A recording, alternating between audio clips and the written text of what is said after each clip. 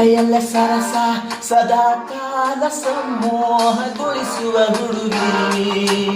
ಒಂದೇ ಒಂದು ನಿಮಿಷ ಹಿಮಾದಿ ಕೈ ಬೆರಳು ತಾಗಿ.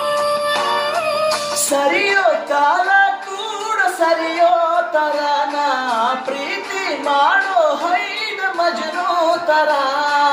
ಹೀಗೆ ತಾನೇ ಪ್ರೇಮ ಸರಿಸಿತು ಜಗವ.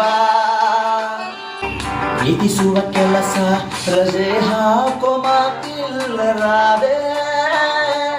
ಉಸಿರಾಣೆ ಮಾಡು ಪ್ರೇಮೋತ್ಸವನ ಅರಿಯೋ ಮುಂದಾಯ್ತು ಈ ಸಂಭವ.